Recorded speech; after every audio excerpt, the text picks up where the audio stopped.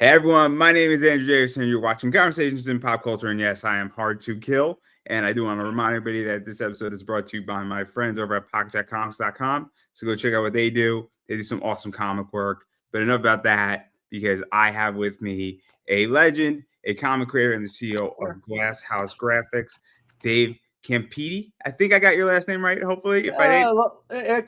Close enough. If we were in Italy, it would be Campiti, and you have to say it with the hand. And in the U.S., it's Campetti like spaghetti. So either one works. Well, I stand corrected and you learn something every day. But obviously, I mean, you've been doing comic stuff for the last 40 plus years. Yeah, Back I'm in old. the day. Hey, look, you look young to me. You look young to me. So, but obviously, there's a lot of stuff I want to talk about. You got a lot of books that you've done and a lot of other stuff. And obviously, I do want to talk about Glass House Graphics and everything that you've done with them. And because you're the CEO and it's kind of your baby in certain aspects. But I do want to quickly allow you to introduce who you are because, as I stated, I kind of tip my hat. You've been doing this for over 40 years in every aspect. Sure, sure. I came into the business in 1982. I wanted to grow up working for Stanley, writing comic books, working in animation in some way, shape, or form, and doing cartoon voices. Oh boy! I wanted that opportunity. Gosh, sounds pretty good to me, Mickey. Um, those were kind of my life's goals, and I managed everything. So what do I do? But I don't want to retire yet. But it's been a good life, a nice career, and I've gone from freelance writing and uh, uh, packaging books to representing many hundreds of artists all over the world. Brought probably more people into the comic business internationally than any other single person. Um, and so here I am after decades of running Glass House, still repping artists, still packaging books, and we expanded into animation as I'd hoped. So um, it's been a long haul, but we've done a lot.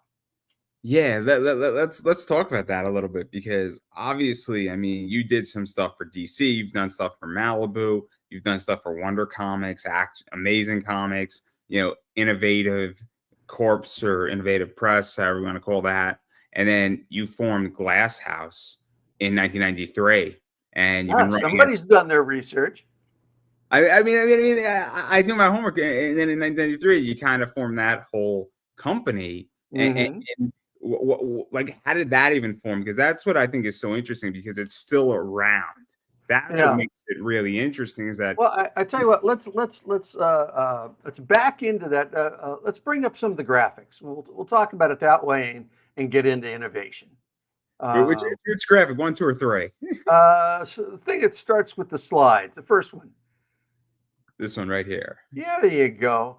So that was my first comic book published story in Vanguard Illustrated #1.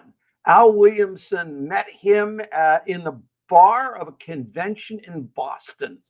We got to talking, and he said, what do you want to do? And I thought I wanted to be a writer in comics. And, well, got any ideas I could draw? And I told him a couple, and he said, I like those. Send them to David Scroggy at Pacific. I'll tell him you're coming. And they bought a few of them. He ended up not drawing any of them, but his assistant at the time, Tom Yates, drew two of the three, and it was kind of on from there. So Vanguard Illustrated 1 was my first one. I did the story with my ex-wife, Cynthia Wood, called Legends of the Stargrazers. Um, for the second one, and Dave Stevens was kind enough to do the cover for that. And then Williamson got around to doing the cover for my third one. And so I was off and running from there, went from writing comics to realizing that editors at these companies that weren't Marvel and DC were more likely to buy work if it had the artist attached, or the artist, the letterer, the colorist, the whole shooting match. So I started packaging whole books like the Greylore series, or Hero Alliance, uh, that lived on for a long while, or packaging X Mutants and its spin-offs. And I did that between 1984 and 87, when after getting badly burned by some of these publishers, I realized, I know enough that I could probably run a publishing company myself. And so wrote the business plan, launched Innovation uh, in 1988. And, I went from doing comics to becoming a business person. Hadn't expected to do that, but that should have been part of the plan. Uh, but I went to the library and learned how to write a business plan, and raised several $100,000 and got Innovation started. And we did a mixture of licenses, like Anne Rice's Vampire Lestat, Interview with the Vampire, Queen of the Damned, Master of Rambling Gate, um, Quantum Leap, of course, Lost in Space, which might have been our biggest success. Um, so we did adaptations of novels. We did a book called Masks, which was short stories with people like Stephen King in them. Uh, and we did a bunch of creator-owned stuff, like Mike Barr's The Maze Agency. And so it was a nice 5 years running that. And then things started getting weird. I got the company from nowhere, nowhere, it didn't exist, up to fourth place in market share. There was Marvel, DC, Dark Horse, then Innovation. That's not a bad place to be when you launched your first books in early '89, and by middle of '91, you're in fourth place. And I was doing it on budgets of about half of what Marvel, DC, and Dark Horse were paying. So it was running it on a shoestring pretty much, but it was doing well. And then the investors started getting weird. Well, it's a success. Should we sell it? Should we bring somebody else in to make it a bigger success? It's like they kept their hands off it until they saw it was making money. And they brought in Jim Shooter to see if he would run Innovation. They shopped it around to a number of people. Marvel came knocking, saying, "Hey, we're interested in buying Innovation," and that went nowhere. Um, so it was an interesting time. But um, by the time 1993 rolled around, and I had brought in all these artists, including Mike Diodato and Luke Ross and Octavio Cariello and so many others, Joe Bennett. Right? Joe Yeah, Bennett was brought yeah, in. yeah, all from Brazil. Um, I could see the writing on the wall. It's like they were going to torpedo this company in some way, shape, or form. I later found out that one of the investors was the only, how was it explained to me? Um, uh, Basically, he was the only one who had a vested interest in the company. So he would get any assets before anybody else. So he had, through the investment company, Century Equities, that had set up the deal to fund Innovation, he had other businesses that were making more money, and they needed a tax write-off. So they started dismantling Innovation, not letting us do any advertising, just all sorts of weird things. And it's like, okay, this is going nowhere fast. Um, I decided to give it one last shot. I went in with 10 non-negotiable demands. Fix this stuff and I'll stay aboard, or I leave. One of the demands was that Hero Alliance that we had for a while, put on hold, put back on the schedule as this big project, 4 interrelated titles. We're hiring a lot of people, and they canceled it again before any significant work got done beyond writing. And I said, look, we can make it look like this. This is what Mike Diodato would do with Hero Alliance. It would have looked fantastic. They said, nope, not interested. So after the meeting, I went back to the office. I typed up my resignation, my 2 week notice, and took this stuff to other publishers. And before you know it, I had resigned March 11th, 1993. By 2 days later, we had the first project, which was the Green Hornet for Joe Bennett. Joe Bennett was the first artist out of Brazil that Glasshouse hired, and or through I'm sorry, that Innovation hired, and then through Glasshouse, he was the first Brazilian artist that anybody else hired through our group.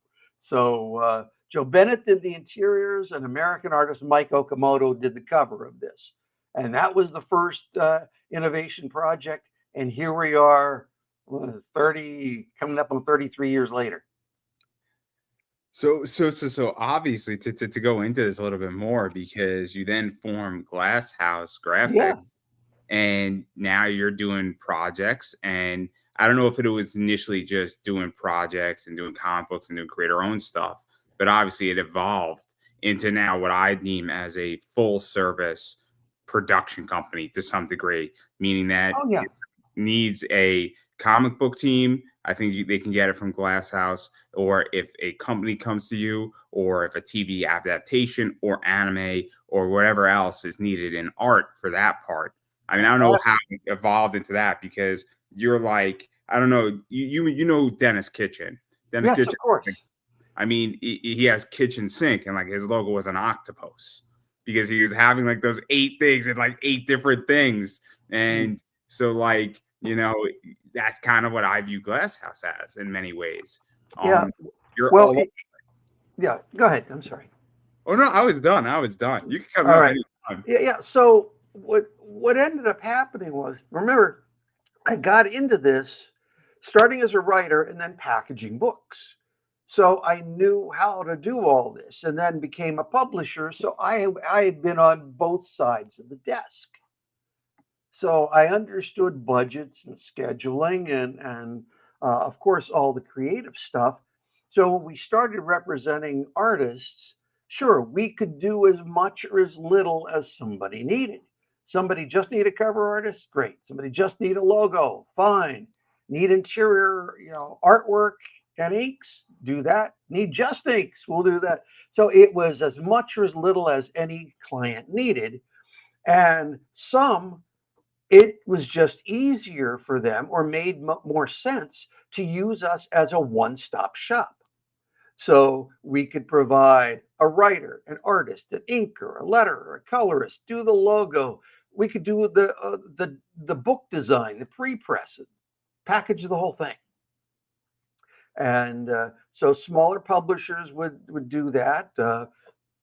Larger publishers could still get us to do as much of that as they wanted.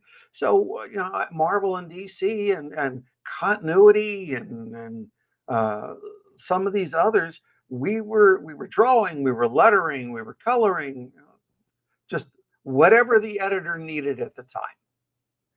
And in some cases, we had some creator-owned stuff that either I wanted to do or some of my artists wanted to do. We would shop that around. More recently, we'll do that stuff through Kickstarter and then go from there. Probably a good example would be this. These are 2 books that I wrote over the past few years for Simon and Schuster, big book publisher. Yeah, I want to talk about this. I want to talk about this, but continue. Okay, yeah. So when you talk to comic fans, who's the biggest comics publisher out there? It'll be Marvel, DC, and some more in the know might say Archie, because Archie has a huge distribution through newsstands with the digests and all that. Um, but they don't realize that the book publishers, most of who don't even end up in the comic shops, are producing more than a lot of the big publishers. For example, last year for Simon and Schuster, we did over 8,000 pages of comics. That probably stands up pretty well to a lot of the publishers out there, but we're not even the only supplier to Simon and Schuster. So it becomes a very real thing. Um, Mess up my desk here a little. This is I Um, want to talk about this because I was speaking to Paul Levitz, and one of yeah, the things he was saying is that people are now coming up to people at conventions, and they're not handing them a floppy; they're handing them a graphic novel, and they're sure. handing them, and people are like, "This is my first comic," and Uh, it's a very weird thing where I like floppies, but I also read a lot of things digitally now. I'm going to say sure. a tricky word, but I love Comixology because Comixology, I get a lot of comics at a very affordable rate on a digital level, and I could experiment on what I want to read. And I don't Sure. feel guilty in which that I read a really weird, fun book, like 2 weeks ago called Dealing with the Black Dahlia and that, interesting crime in California. Hmm. But I can't find that in my Barnes and Noble in my comic shop. It's hard to find on Amazon sometimes, and it's an expensive book. But legitimately, I wouldn't say it was free, but it was a digital, thing on my iPad. Yeah. That's what I think is so interesting because I don't think that was published in floppies. And so that's why I find this so interesting is that both these books that you've done is that it's a whole different ball game because it's not aimed at me being a 32-year-old man reading my floppies. No, Like no. so that's what it blows my mind because it's comics, but it's not comics, but it is. I don't know how to explain it any other way. Well, think of it this way: the formats have changed somewhat. I mean, so you've got books like Goddess Girls and Heroes in Training that are the smallest size. They're intended for the younger audience that obviously can't get to comic shops themselves. They're too young to drive. But these are available on Amazon. They are in all the bookstores and so forth. And it honestly it doesn't end there. There are there are comics and graphic novels that are produced entirely for the educational market. Now, this is a publisher called Abdo. Every year, we'll do 6 hardcover graphic novels on a different subject. They hired me to write the one on Greek mythology. So I did 6 books. Journey of Jason, Agony of Atlas, Price of Pandora. There's my Stanley alliteration there. Pride of Perseus, Acclaim of Achilles, and my favorite one, Might of the Minotaur. Um, so, they hire us to do the whole thing. They gave us like a paragraph of what they wanted.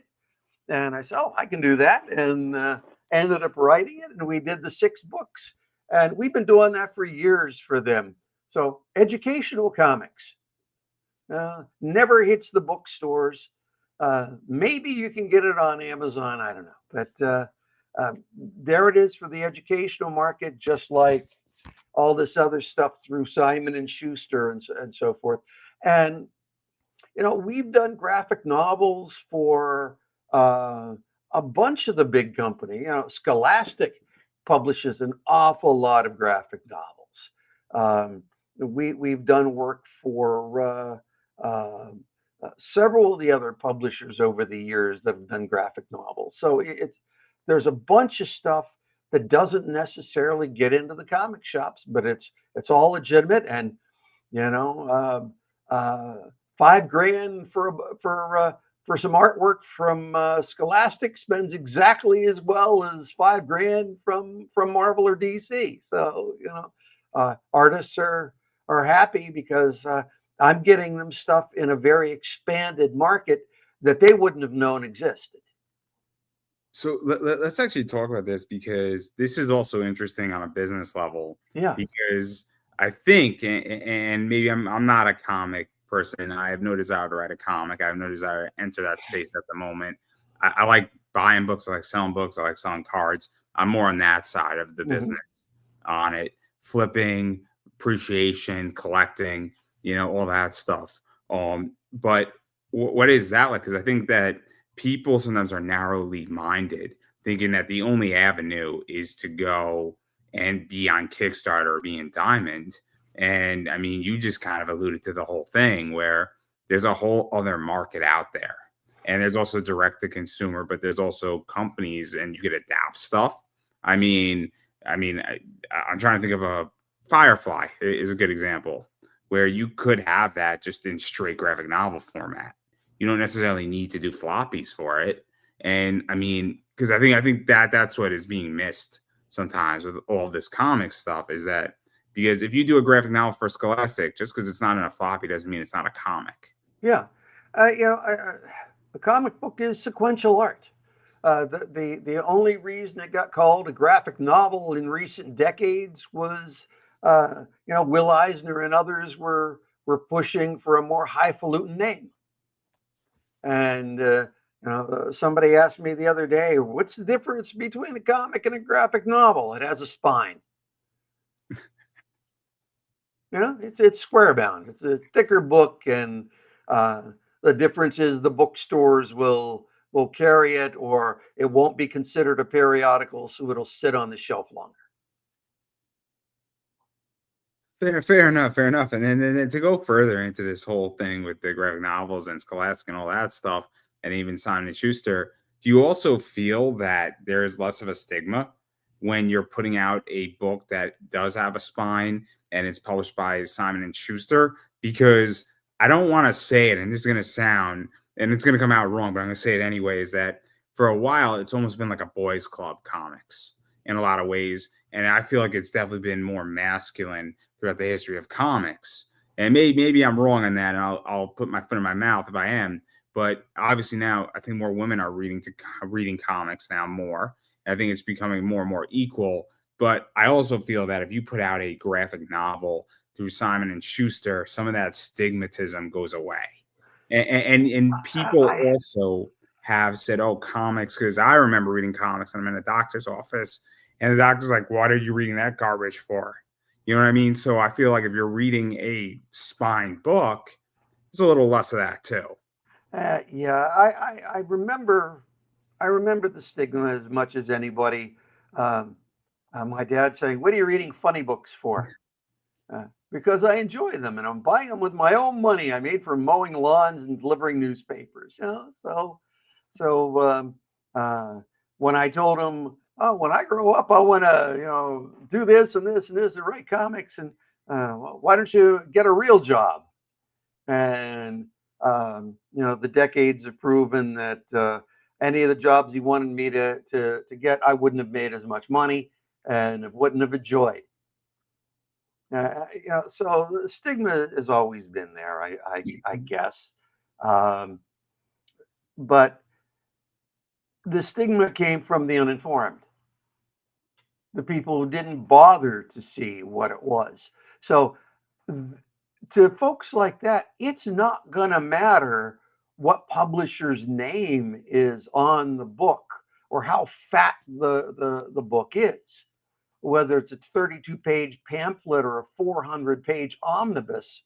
They're still going to see it as a comic book and it's for kids. It could be Mouse and have won awards, and it's still a comic book for kids in their minds. But my thinking along those lines is it doesn't matter. If that person's not buying the book for you or otherwise paying your bills, why does their opinion matter? If you wouldn't go to them for advice, why would you go to them for criticism? That is true. That is true. I'm very open about this. The people's opinions that I care about is I care about my family's opinion on certain things. I care about my girlfriend's opinion on certain things. If I have children at some point, and I'm hoping that I do, I'm going to care about what my children think in certain circumstances, and maybe some close friends. But if somebody doesn't like the way I do something, or doesn't like the way I do something in my business, I'm like, well, if you think you can do it better, go right ahead. Yeah, Do it your way, and you tell me then how it works out for you. And is maybe you're right. Maybe yeah. you have a better way, and maybe I should learn from what your solution is. Oh, But like that's how I view yeah. criticism. Well, that always needs to be the way. When I was running innovation, and we announced Anne Rice's Vampire Lestat, and I said, "All right, I'm inspired by DC's Black Orchid, which was a 48-page, Dark Knight format, fully painted, absolutely gorgeous." And I said, "I want to do Vampire Lestat like that, but it's not going to have a spine. It's going to be 32 pages, no ads, cardstock cover. It's going to take 400 pages and 2 years to do the adaptation." I was at a convention and talking with a couple of Marvel editors who were laughing at me. They were saying a 400-page adaptation of a 400-page book that women and gays buy, and you're going to do it in the comic market? That's not going to work. Man, we sold a lot of comic books to an audience that didn't exist. And yeah, we sold them. A lot of the audience was female. A lot of the audience was gay, and their 250 cover price went as well as everybody else's 250 cover price that bought So it. let me ask this, because I'm always curious, and maybe because I'm a little petty, and I have no problem admitting that. Is that when somebody says, "Oh, you're wrong," and then it turns out I'm really right, and I'm right beyond anything else. And there's been a few examples of that people know. I called Netflix very early on. I called WWE very early on as a stock picker, and boy, do I like to gloat. So I don't know how you feel about that, but like when you're really right and you come up with this and you do it, and then you're selling a lot of comics to this, you're selling it to an audience that shouldn't have existed but did exist and bought it up like crazy and enjoyed it. Like there's a point where you got to take a victory lap, right? And you got to feel Well, pretty well, good. my victory lap was adding Interview with the Vampire, Queen of the Damned, Master of Rampling Gate, then expanding into Terry Pratchett's The Color of Magic and the Light Fantastic, and Piers Anthony's On a Pale Horse, and I just kept going to the point where the guy, as I said, it was Marvel's editors, where Marvel eventually came calling, "We're interested in buying innovation because we're great with superheroes, and yeah, we do some licenses there, but they all have the superhero mentality. You do something we can't do, and we want to get into that market." And ultimately, no deal happened because a different group of people came in to make the final decision. They said, "Oh, it's just licenses. We can do that." And so that deal never happened. But that was kind of showing me how right I was, not just from the sales, but when Marvel actually wanted to buy the company. Again, I think you're more humble than I would be. So I have no problem admitting that I'm a little petty, and that I enjoy it, and that, but nonetheless, in which that I make sure when I have a victory, I let everybody know that I won. That's just how I do things. But I enjoy the sport of it more than anything else. Yeah. Um, but yeah, but obviously, I do want to get back to the Simon and Schuster stuff, because I think Oh, that's yes. really cool. Because the other thing too that's nice about it, and not to go into the specifics, but when you're running a company and you have something that's been going on, I think it's been going on for at least 15 years, if my research is correct. The Goddess Girls, from my understanding, I think, right, 2010. Did you Uh, start with it? no, Goddess Girls came out as a series of novels around then, and they wanted to Yeah. expand the brand. And uh, basically, what happened was this. I got a call out of the blue from the art director of one of Simon and Schuster's divisions, and he said, "I have a problem that I can't solve.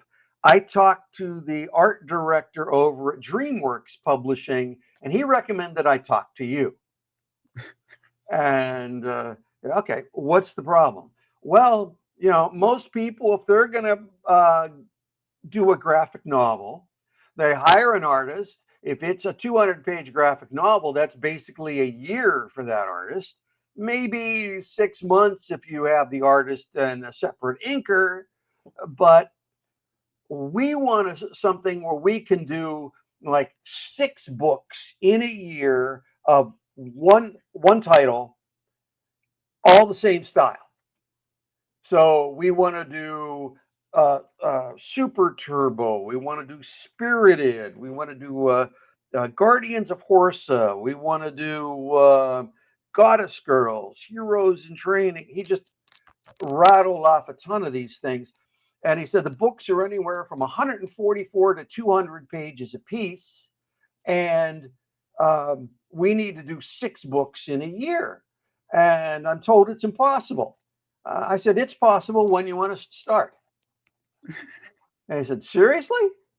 And I said, sure. So they gave us a couple of them to start with. And within a couple of weeks, they saw a huge amount of material that we delivered, all approved. And it was like, oh, this does work. I said, yeah, I know how to handle this. I've been doing this for a long time. You set it up like an animated project, or like they did in Comicdom's golden age, where you had a team of artists working on it. So we'll have a master artist that will design the characters, ink the main figures, or at least the heads, and then we'll have a layout artist, a couple of pencilers and inkers, a background guy, a couple of colorists, so we can Very, make very a much team work. the manga way to do things. Yeah. And so we ended up doing, it's a little less at this moment, but for about 5 years here, we've been doing about 8 different projects at once, and usually 6 books a year of each project. And so, and with the page counts varying, as I say, last year it turned out to be about 8,000 pages. So the reason why I bring this up and I want to talk about this is that that's what is also interesting too, from just a business standpoint, having Mhm. work. Because I'm going to let everybody know a little secret. You have to have work to keep the lights on, to pay people, to be a profitable business. I mean, I don't think I'm breaking any secret here, but if you don't, and having, I don't know, and I don't want to get in, I'm not going to ask you about the contract specifically, but it's a good contract to have to a degree. I mean, the fact that you have work and they want you and they trust you and that you're producing that much caliber of page count, it's a big deal to have that because it keeps Glasshouse functioning and keeps your artists busy. And if they have work, they're going to stay wanting to work with you because they have work. Of I mean, course. like, I don't know how to explain that any other way. It's just common sense. And Yeah. that's, Yeah. yeah. Yeah. Of course. Of course. Um, so it's always fascinating the way it seems like the jobs I chase after um, don't happen as often these days as the people that chase after me, wanting us to work on something. You remember earlier I was showing you Quantum Leap as one of the comics that we did in the early '90s at Innovation. So I get a call one day. Hi, this is Deborah Pratt, co-creator of Quantum Leap. And I said, I remember from when we did the Quantum Leap comic book. And she said, oh my gosh, I was in my storage facility yesterday and I came across the Quantum Leap comic books that you did. Oh, they were so good. I hadn't looked at those in decades. I would like to do a project with you. And I said, is it Quantum Leap? Because I had, uh, you know, Quantum Leap fans hated the ending for Quantum Leap, the way the show ended. And I wrote an ending that Universal approved that we were going to publish as the last Quantum Leap story. And then I left Innovation and ended up not happening. But I talked to her about that, and she said, "Oh, I would love to do that, uh, but I don't think they're licensing out Quantum Leap. Even I can't get it." So she said, "What I want to do is I wrote a pilot for a project called Warrior One. It's based on a series of novels that I have up on Amazon, and I would like to work with you on it." So she hired me to adapt it, and she said, "I want first class all the way." So we got Will Conrad as the artist. We got Candace Hahn on the coloring, and it ended up being an absolutely beautiful graphic novel. And she did it as a large slipcase absolute edition, and we did it as a hardcover. And and she kickstarted this, and it's a good looking book. And so she has this available for like uh, late pledge orders on Kickstarter, and it's well worth checking out. But this is the sort of stuff that's being produced that's not currently in the comic shops. It's not even in the bookstores, but raised money on crowdfunding for it. Yeah, well, we're gonna get to that too. We're gonna get to that too, because obviously crowdfunding is complicated now in certain ways where there's a lot of it. It goes up, it goes down. And I mean, look, I'm kind of torn on it a little bit because I've been burned on a lot of projects, but I've How also so? What do you mean? You paid for it and they didn't come out? yeah, they just didn't deliver and the people ghost. And I mean, some of the projects are like $20, but some of the projects are like 200. And I would say it's a good 15. I backed like 170 and it's a good 15. So it's not a small number. Oh But wow! I've got an awesome project out of Kickstarter too. I mean, Justin Hampton, who does music posters, had a book that came out on Kickstarter, and it's like 40 years of rock and roll history through posters. That book couldn't be done traditionally. So like it's a toss up is my point. Yeah. But I think where it comes in, you've got the people who are going to deliver, and you got the shysters. But you have that in every business because comics is a Hollywood in miniature. It's a smaller pond, but you've got your scumbags and you've got your The ones that sting the most is when you have the people who typically do deliver and then they have one last hurrah. And I had one of those. So the person delivered like six of them, and then on the seventh one, they screwed all their fans. Or the other thing that happens is that people are late, and they're not late by a month, but they're late by like 2, 3 years. That's uh, also that's yeah. frustrating on a different level because it's like I want to read your story. You're Yeah. depriving me of joy. Well, It's well, terrible. I actually know one of the guys who did a number of Kickstarters, and his two most recent ones he hasn't fulfilled. And I know he's not been public about it, but he's been struggling on a health related level and a financial level. So he's actually come to me and said, "Is there a way that you could help me make this happen?" And I'm still trying to figure out if there's a way I can do that because I'd like to see him get his project out there. But And uh, I'm sympathetic in which that this year I don't think it's a secret, but this year has legitly destroyed everybody, and everybody is right now economically oh in yeah, complications. Between I haven't been public about it, but I was laid off from my job in June. So I'm the first person before I start shooting and yelling and screaming. I say, you know what? I get that this year has been a down year for everybody. I don't really care if your business is successful or not. Everybody is feeling it right now. oh For sure, you for know, a million reasons. yeah, And I'm not a well, politics show, so we're not going to get into the politics of it.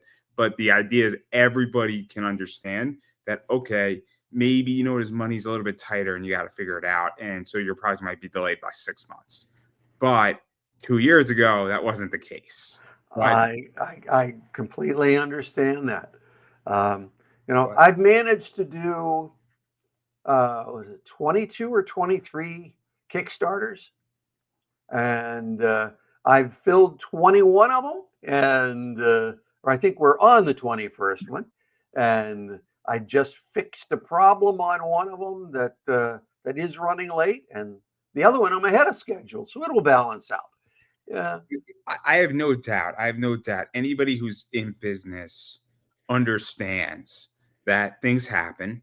And I have clients who wait for rare cards. And sometimes those cards take 6 months to be made and developed. They put a base in a card. Like from baseball. So those things take 6 months. So my eBay buyers, they understand it's going to take a while.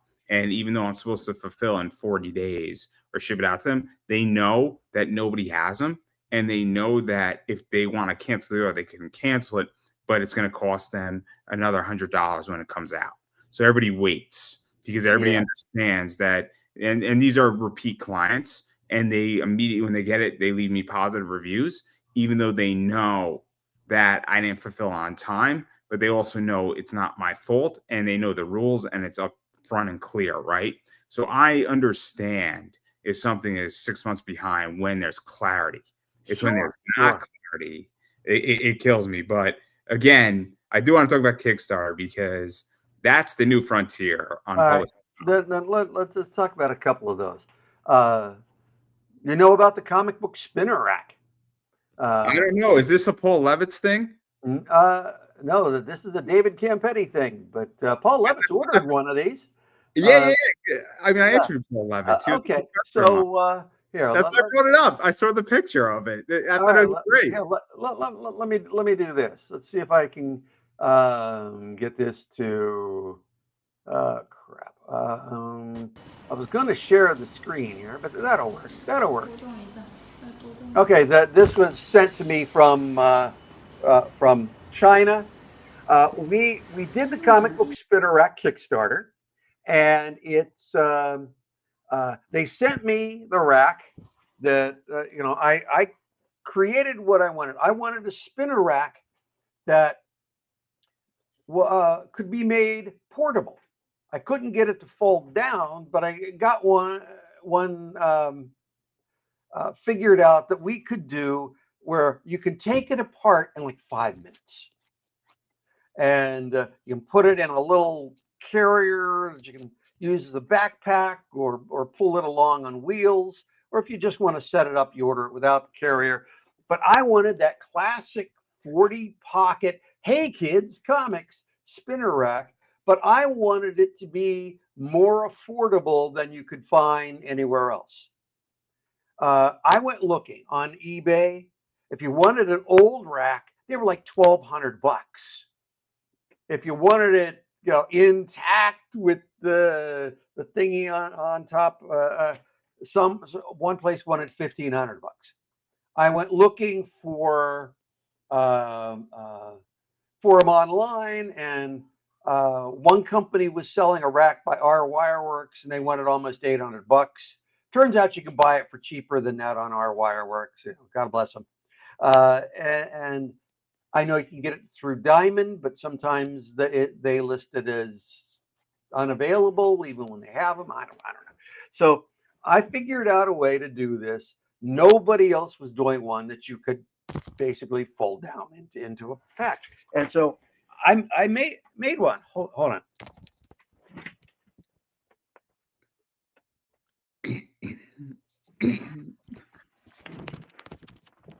Standard 40 pocket rack. Um, exactly what many of us grew up with seeing um, in grocery stores or in um, drugstores or whatever. And I wanted to make that available. And I created 4 different toppers for it. Hey Kids Comics, World's Greatest Comics, and two others, and made it available in white and made it in black. If publishers wanted to get it, they could order packs of 10 in any color they want, and we could even customize the toppers for stores with the store name or name of a project or whatever they wanted. So it was a wonderful project. And then the manufacturer, after I approved the specs and after I approved the prototype rack, they sent out the rack that didn't match the specs of the prototype. It starts arriving in people's hands. We had shipped 40 of these things out. Not everybody that ordered, but like the first wave. And I started getting complaints. The racks were bent. They put it together, and once you put books in the rack, it scraped the bottom. You put them in the top, and the books hit against the toppers. It's like, that's not right. And I'm looking, and there's 2 inches clearance, and there's an inch clearance on the bottom, and it's like, that shouldn't be the problem. And then people started sending me photos. It's like, they didn't do it to my specs. So it took a bunch of arguing and raining holy hell on the manufacturer, but I got the manufacturer to agree to redo them all from scratch. So and I agreed to pay for the shipping myself. So it's many thousands of dollars to reship these because I got tariffs now to deal with. But that was the only correct way to do business. I wasn't going to do temporary solutions and send, a replacement part here, a new spacer there. That made no sense to me. Do it right, redo all the racks, resend out racks from scratch. The racks that you already have, I don't care if you fix them, if you throw it away, if give it to a neighbor, it doesn't matter. So let me ask this, because I think you're touching upon something. Is that there a lot of people I deal with on Kickstarter, they do maybe $3,000-4,000, at most. So when they have a problem, it's just that they're not even breaking even, and they're just breaking in a bunch of these people. So Yeah. for them, this is part of the problem, is that they're already 2, 3, 4 grand in the hole, and that it's not good, bad, or anything. It's just calling it what it is.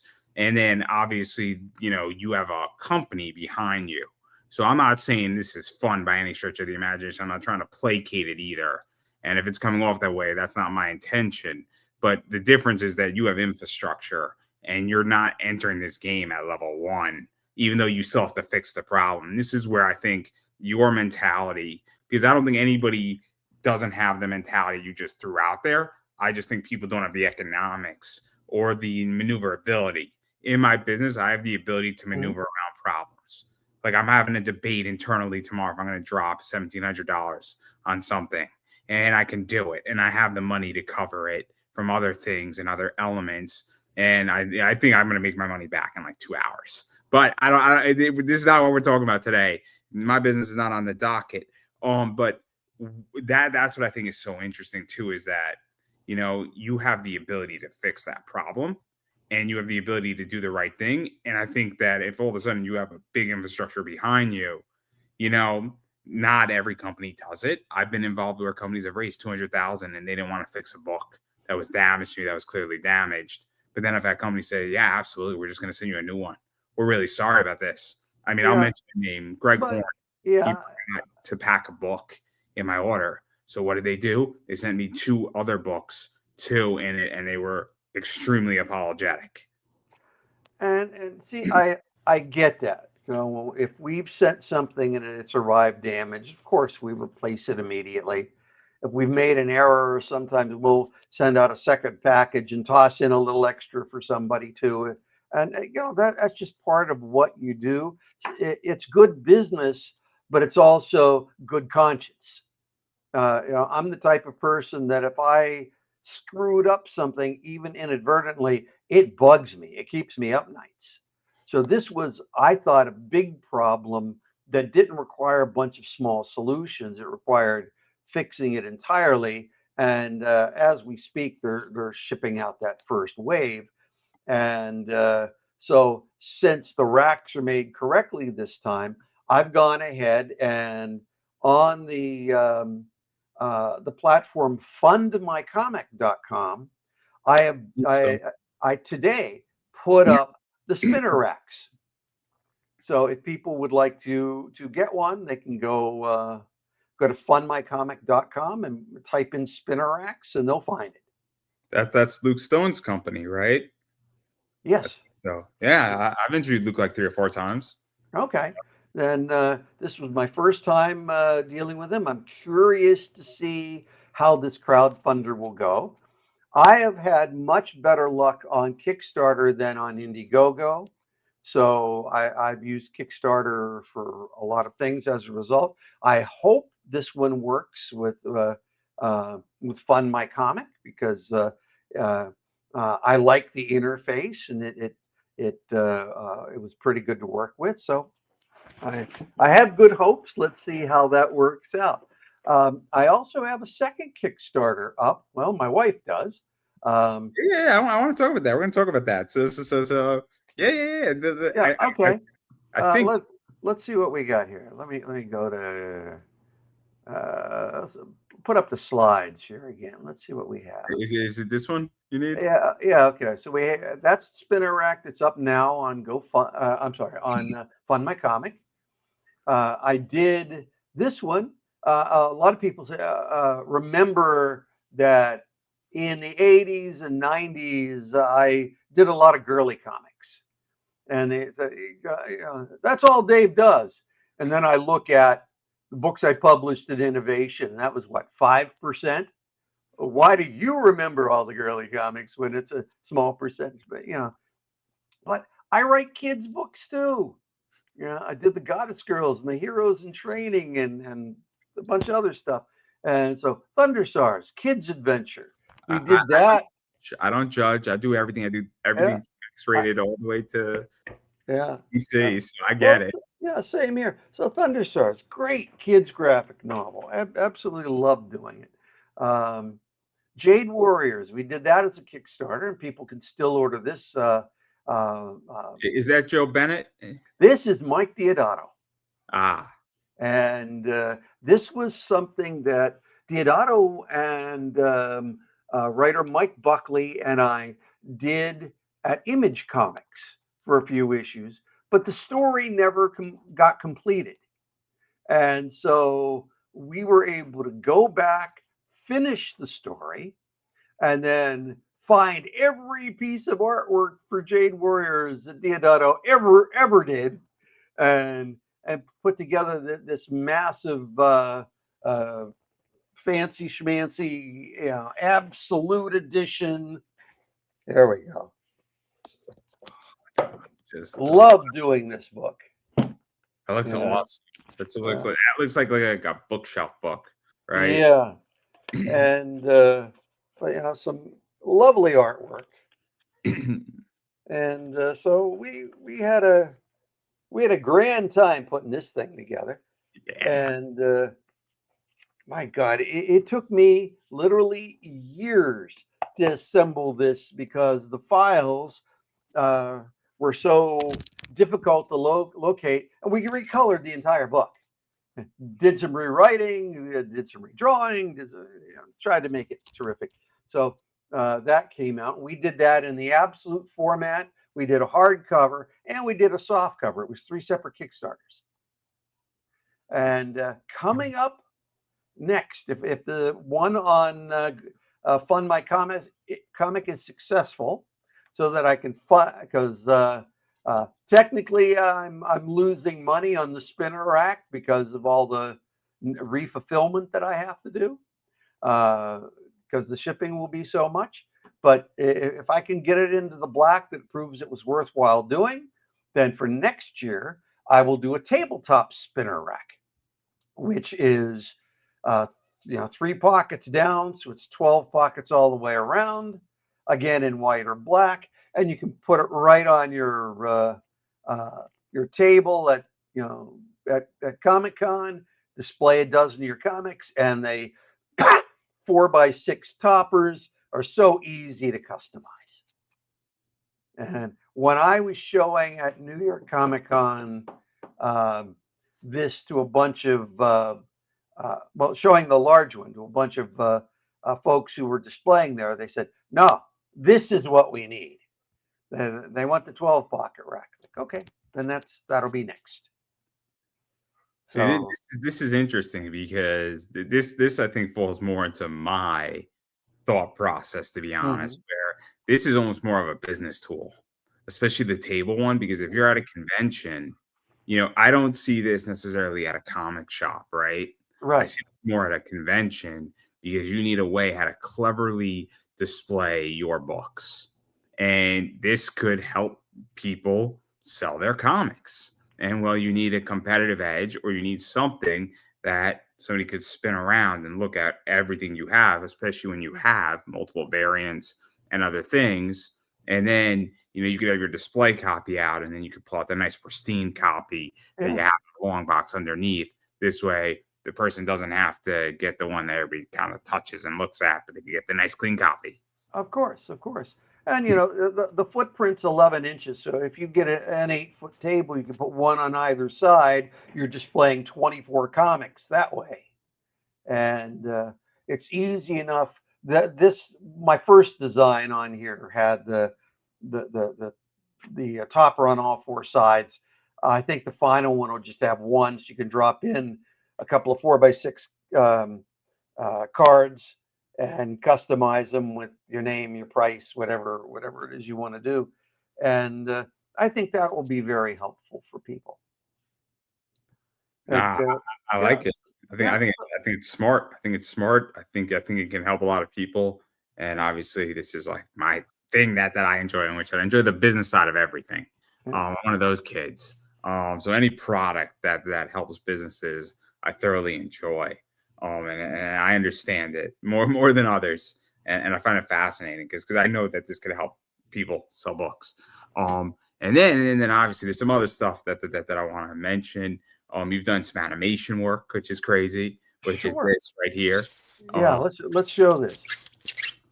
hopefully everybody can see it.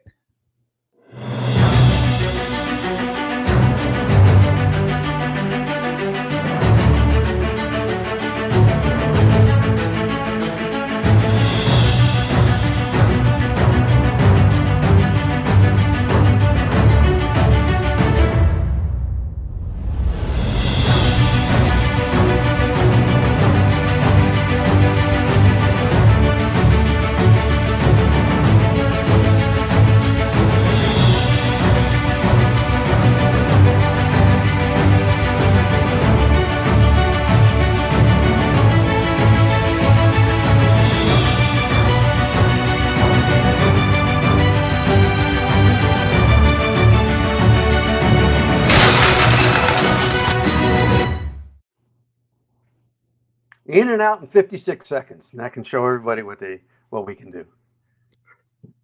Yeah, so obviously you got the whole animation thing going on now too, Uh, which is yeah. opens up everything. Opens up um, I I have had for many years a an office in the Philippines, representing a lot of artists from there.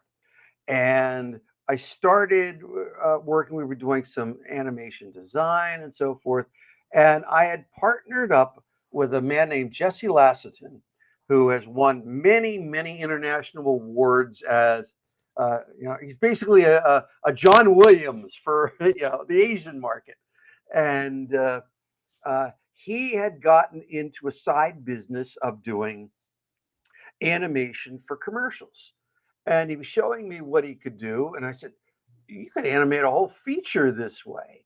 And it was all 2D at the time, just very little CG animation. And we got to talking. It's like, well, why don't we do an animated movie? So between the two of us, we put in money, we raised some money, and we came up with a movie released as Dio in the Philippines. where it won the Metro Manila Film Festival Award, and changed to Nico Journey to Magica, where we did an English language version, which premiered here at Tribeca Film Festival. And And then, it's currently available on Hulu. yes, yes, it was on Hulu for quite a while. And um, so that put our money where our mouth is, proved we could do it. And then we ended up doing bits and pieces of some of the big movies. So there's a little bit of our work in, Rio and Horton Hears a Who and Ice Age stuff and just all that. And right now there's a pilot called Christmas with Grubs that is on YouTube that has had millions of views already that we did for Keen Spot, sort of an adaptation of their popular Grubs comic book. And we're haggling out a couple of other deals now, and it's something that I really enjoy doing. I've gotten to do voices on some of the cartoons, so that was the last check off on the list. Yeah. So what is this like? Because you're not staying still. I mean, you've been around since 1993 as Glasshouse Graphics, and you're not staying still from a comic perspective, from an animation perspective, from just an art one-stop shopping. I mean, you're not staying still. That's what's so fascinating, right? Well, It, it's it, it, it's. I don't want to be. You talk to a lot of people today, they don't even know what Kodak is, as a camera company. Kodak fought like hell not to do digital cameras. Well, congratulations, everybody else did. So, what happened to your camera business?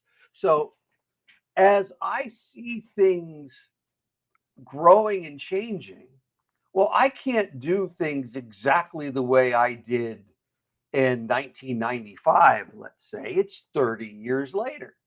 I don't want to have dust or moss on me because I've stayed in the same place. So if the market is changing to where you need to get work from non-traditional comic sources, or you need to, well, you're working with artists anyway, why not go into animation? So that's what you do. Well, so much money is being made for some people in crowdfunding comics. Well, we need to chase that as well. Not only for Glasshouse's own projects, but for some of our artists. So it's continuing to grow and change, and that adaptability has got to be a standard part, I think, of anybody's business. I don't disagree. In which that would happen to me is that I was just straight audio for the first 10 years of this show. I was straight audio, Ah, and then what happened is that COVID hit, and then I said, screw it. I'm gonna go and do video work. And then I jumped in, and let's just say that the interviews, the first 10 on video, were not great. Per se. It had nothing to do with the interview stuff, but then you adapt. And then I figured out about republishing interviews, when to republish. I learned a lot about YouTube and then when to post things. And then, I've adapted to YouTube community, and that brought me like 150 new subscribers and continuously brings me subscribers. And like, I'm just continuously figuring out even just Facebook and how their algorithms are changing and Instagram's yeah, algorithms are changing. And I try new ideas, and sometimes those ideas fail. But the way I view it is that I'm going to throw a lot of darts at a dartboard, and because what's going to happen is that you're going to statistically, if you throw 100 darts at a dartboard, you're going to hit a bullseye at some point. You're going to hit it, and you're going to know why you hit it, and then that's going to give you direction on where you go, and then you got to maneuver again. And that's how I see it. I'm not saying you should recklessly throw darts in a bar, preferably when you're drinking. That's not what I'm encouraging. I want to make that crystal clear. If you're going to throw darts, sober up, please, because I do not want to be the victim of a dart attack. Do not take it from me. This is not. I will not deny or confirm if it's a true story. Yeah, just throwing it out there. yeah. I'm going to take the fifth here on that story. But I think you have to adapt. I mean, Well, and some of this is the whole crowdfunding thing is fascinating to me, um, because I had a fellow came to me saying, "I want to publish comics. I want to do not the floppies. I want to do graphic novels."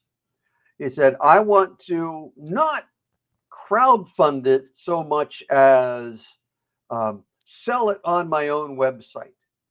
And I said, "Well, you've got to have the audience for that." And he laughed. He said, "I have a big audience. I'm a podcaster and I know a lot of influencers, and we can send a lot of eyeballs to my website." And the man was Eric July. He asked me how to produce comics. I told him. He hired my company to do his books. He launched ISOM, ISOM, ISOM #1 with Cliff Richard's drawing, and the pre-orders were $3.7 million, um, which makes it what, the most successful comic book of the decade. X-Men #1 when it came out all those years ago, and was 5 million copies or whatever. That wasn't anywhere near what this was, because this is a $20 or $30 product. So in terms of dollars, he did fantastic. And then he went on to do Yara and Alpha Core and all so many others that he's been doing through his own sources, and they've all been doing well. I have no problem stating what Eric July ran. What is called a funnel, and that's what Kickstarter is. And I mean, for those, I like Funnelytics. So ClickFunnels, and he just did it brilliantly, undeniably. So he did what Kickstarter does. He just did it on his own, and he kept the majority of the money, and he kept those fees and the majority of it. And I mean, I read Isom, and I think I've read Yara. I haven't read the others, just didn't get around to it. I really enjoyed Isom. I really enjoyed that book. I thought that was the best one out of the bunch, to be quite honest, in my opinion. But I think what he has done is brilliant. Yeah, And I think it and it, challenges. and he has a good eye for artists, because um, He has a good eye for writers too. yeah. I mean, So I hired Cliff Richards, hired Joe Bennett, um, Will Conrad, and several of our others. and then on the artist side, on the writer side, I mean, Chuck Dixon writes for him. Yeah, Chuck Dixon is a great writer. And then a few others, obviously from the DC bullpen who really ran DC in the '90s and were writing right for him. So clearly it's good talent, because I don't know how you feel about this, but art is one thing, but if you have good writing and good art, you need both. You really do need both, yeah. because I don't think good art alone can carry something, because if you No, don't, yeah, good art with bad writing is still a bad story, and there's only so far great art can take a project, and it might uh, somebody doing great art and a bad story might get somebody to buy it once. Will they buy the next one? Yeah, maybe not. So it's the I same thing about cover art. yeah, obviously I prefer both. Yeah, no. One of my favorite books is Hungry Ghosts by Anthony Bourdain, Mm. and I've got his co-writer. I loved Hungry Ghosts. I thought it was brilliant, and the art is good, but it's the story, where that story, and it's an anthology, and they all connect, and it's great. So the art is excellent. It's not phenomenal art. It's not like the greatest art in the world, but that story, the reason why the book is great is because the story is so good, and the story really pushes it, and the art really helps. But if the art was bad and the story was Yeah, great, it'd be an average book. But yeah, it's a excellent book, because you have excellent art, but you have that story behind it that's wonderful. And so I mean, that's how I feel about that. But that's crazy. But no, I have no problem with Eric July. I mean, good for Eric July. That's how I Oh feel. yeah, I hope he continues to do well. Um, Obviously, I appreciate the work and him trying to do good books is a wonderful, wonderful thing. Um, so, what else you want to talk about? Or I figured there's two more things I want to talk about. sure. Obviously, you do something outside of comics, but related to comics, where you have your Academy of Comic Book Arts, and where you do a lot of seminars and a lot of teaching, and that really does help to shape curriculum in certain areas, and I think it's influenced other things as well. And so, what is that like? Because I think that obviously, it's a good thing when we have veterans influencing and teaching and providing guidance to the next generation. Well, Um, I have done these seminars throughout the U.S. Not only like smaller things at conventions, anywhere from 1 to 4 hours, where I'd put them on. I've done panels and things like that to try to teach this stuff.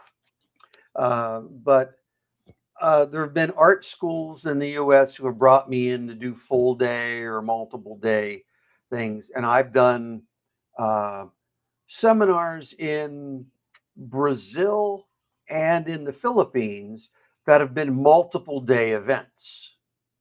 I think the first one I did in Brazil was 3 days long. In fact, I did a couple of them that were 3 days long there, and did multiples that were 3 days in the Philippines. And you charge nothing or next to nothing for them because the idea isn't to make money; it's to teach people so that they can grow and be in a position to earn a living. Uh, in fact, that's how I met my wife. Uh, the first ever creating comics seminar I did in the Philippines. There were 84 artists came to it. Not only did we open up the seminar for free, it was free lunch both days or all 3 days. I forget which.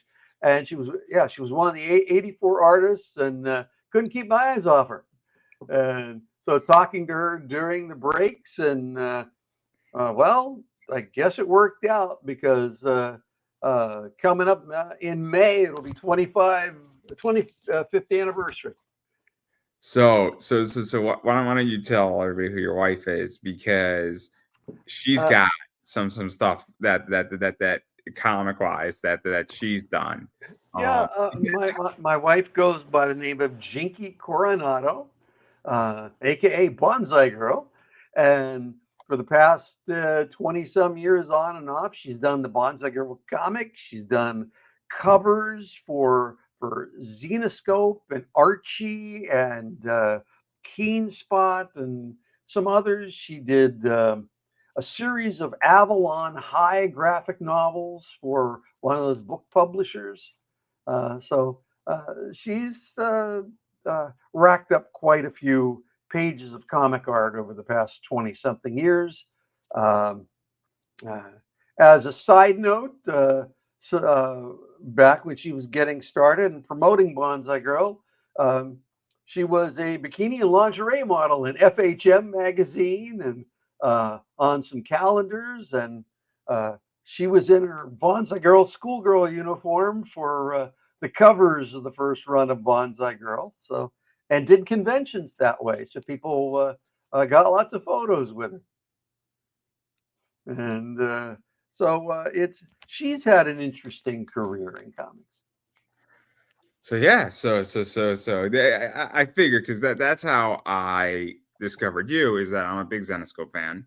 I've been for a long time, and side note, because I like to promote them. I know Ralph and I know Joe pretty decently, and I know Dave Franchini, who's been there for a while, who just left Mhm. Weird Brain. But they got a Black Friday sale going on, and there's some good stuff going on, like 60% off of a lot of their stuff. So if Neat. you're a fan and you're watching this and you're seeing it, and I'm a trading card guy. Trading cards are 60% off certain packs tomorrow, so we know where my paycheck is going. Tomorrow. It's going to be an expensive day tomorrow, but not the point. If anybody is paying attention to Tops, you know exactly what I'm buying tomorrow at 12 o'clock. But I digress there. But obviously, I'm a big fan of them. So that's how I discovered you. Is that I saw her work and I have some of her covers. And then I look up people, I look up where they're from, I follow the trail, and then so on and so forth. I'm just fearless and I ask for interviews because the worst thing that's going to happen to me is a no. And then here we are. So that's how we got here, everybody. Well, Oh, it's funny that I seem, even despite all the comics I've written over the years, I seem to be primarily a behind the scenes kind of guy because I'm getting the work for the artist or solving editorial problems. Um, People don't realize that I've been, called into to major meetings at the big companies and been involved in a couple of big events. Uh, uh, so, I enjoy the behind the scenes type of stuff, but it's also nice to talk about it every once in a while. no, no, I love every aspect of this. I do. I love every aspect. I love the front, upfront stuff. I love the behind the scenes stuff. And again, I love everything about comics because I love the business side of it, and I also love the creation side of it. But the way I'm programmed is that I am a CFO type of guy. Um, Mhm. I am not a good creative writer, at all. Me writing a comic would be like a struggle. It would take me like 6 months to write like an issue. It'd be terrible. It'd be terrible. This is why we're not doing it. But no, no, Well, no. that's why when you hire somebody like me to be an editor to guide you through it all. I quit. Anything's possible.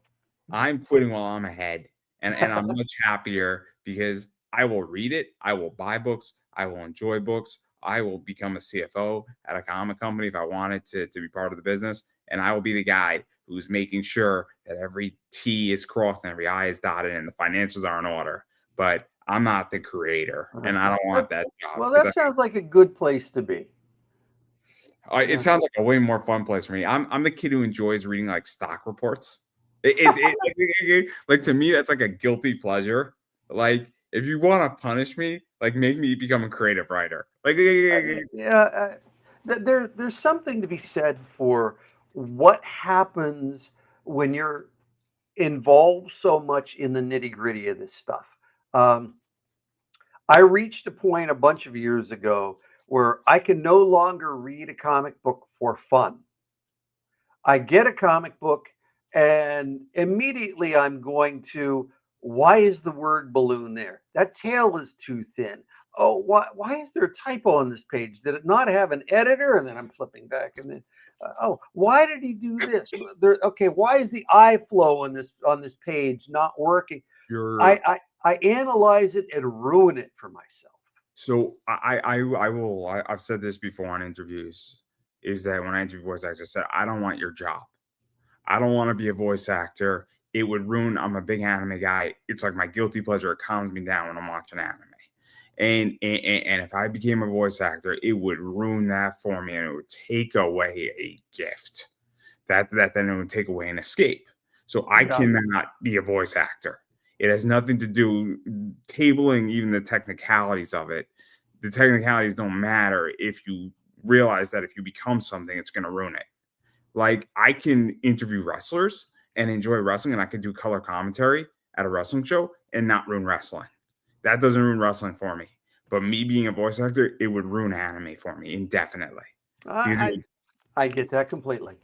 so I understand your position completely, and I get it. And that's the thing. I think if I actually wrote a comic, I don't think it would ruin comics for me at this point. But me voice acting, it would destroy me on that front. I would have to legitimately not watch anime because Yeah, I'd be thinking about it, and I'd be like, "Why did they do that? Why did it say this diatone?" It would defeat the purpose of trying to relax. But yeah, I yeah, yeah, digress. It's not about yeah, me. yeah. Um, but But obviously, speaking, what were we saying? yeah, I think I take it back. There is one comic that I can read for enjoyment. Sunstone, if you know what that one is. I know Uh, what Sunstone is. yeah, Stepanek or Yeah, Stephen? I don't know. Didn't say his name because I don't know how to pronounce it and would rather not Yeah, butcher it. yeah, yeah, yeah, yeah. And It's Top Cow. They just I yeah, think they just did I, the Kickstarter, right? yeah, yeah. He's got another project up, and I guess I bought the book there. But love that stuff, and that is so far different from what we do on a day-to-day basis. That okay, I can enjoy this because it's brilliantly done. A lot of nice body language, expression, all that. So it's very well done. So I read it, I enjoy it, and then I'm back to the stuff that we do here. Fair enough. Fair enough. Yeah. Again, I know Sunstone, so it's been around forever.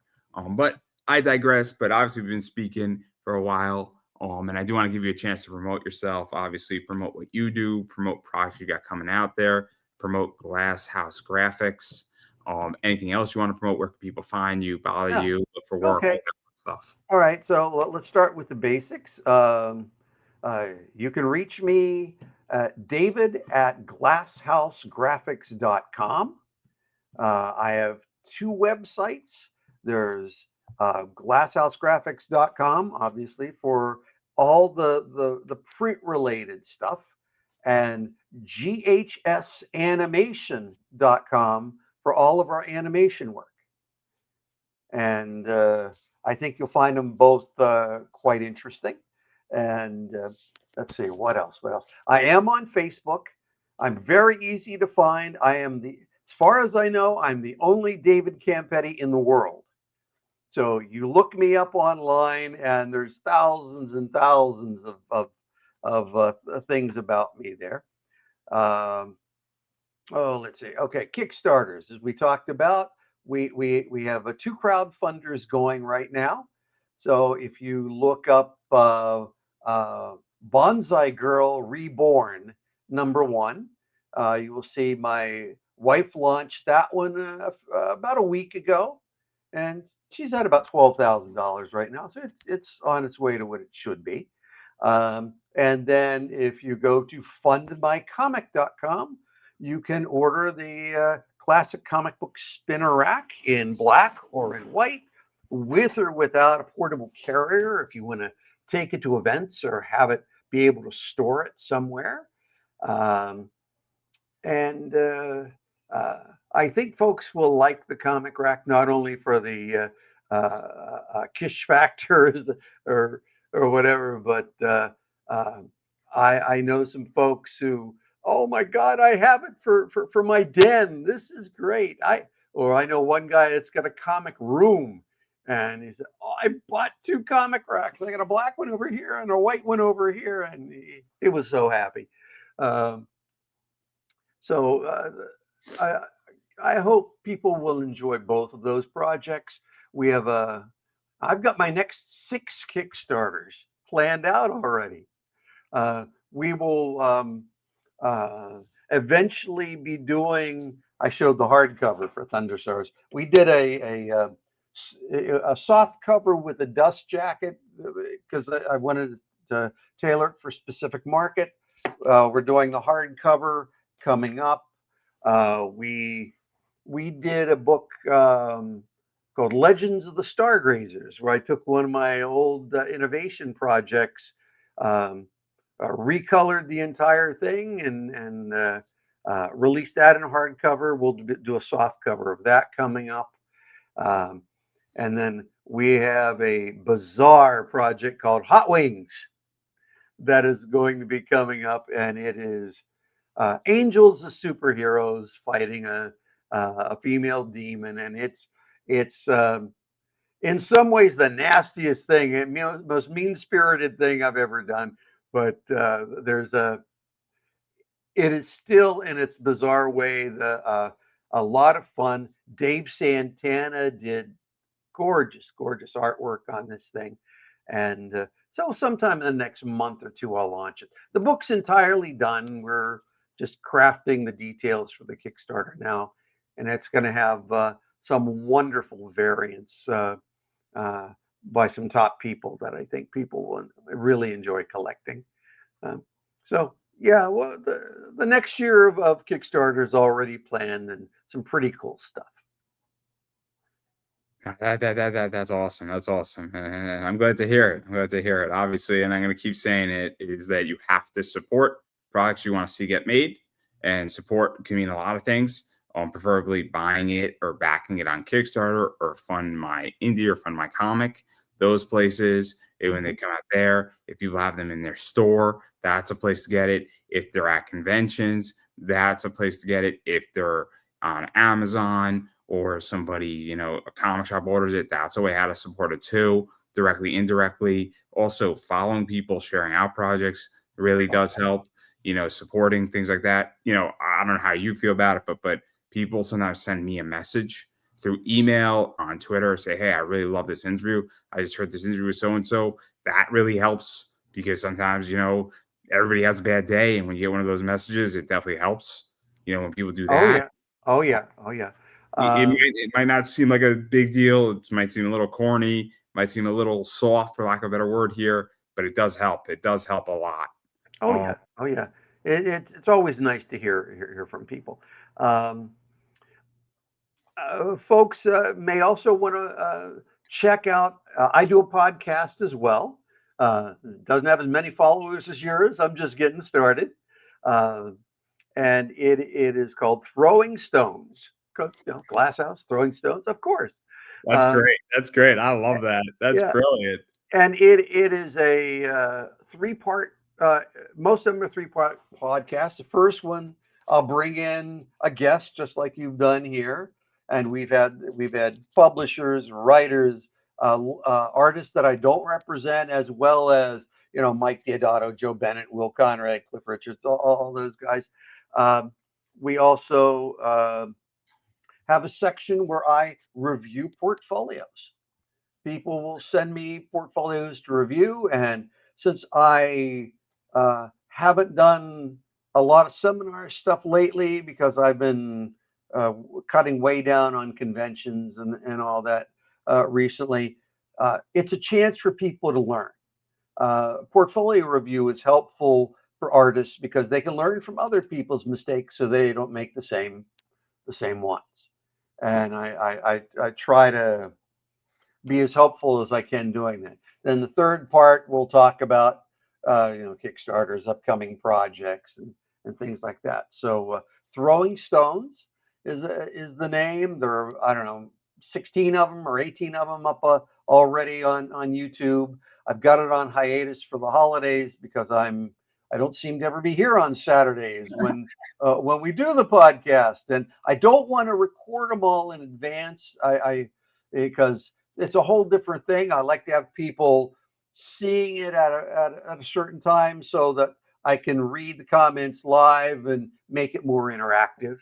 So once I get through the holidays, I'll probably restart it in January, and uh, so this is kind of like the podcast I do in the middle. This will fill people in for now. Uh, so I appreciate the opportunity. Yeah, yeah. Anytime, anytime. I'm just lucky that I am fearless, and that the worst thing that could happen to me in my life is somebody says no. So I go for it, right? It's like going on it for 4th and 1 in football.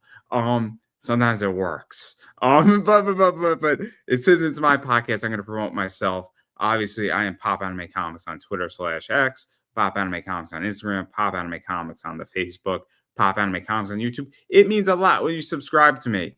I cannot promise you will get smarter by watching me. I can assure you, though, that you will be entertained. 1,400 interviews, countless videos on everything and anything. You name it, I've interviewed it.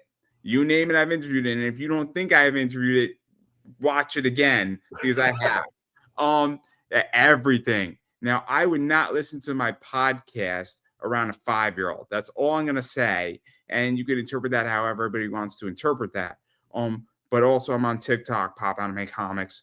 And then I do run a little eBay business. And this is it right here. Look for comics and collectibles. Come shop with us on eBay at Pop Anime Comics Collectibles.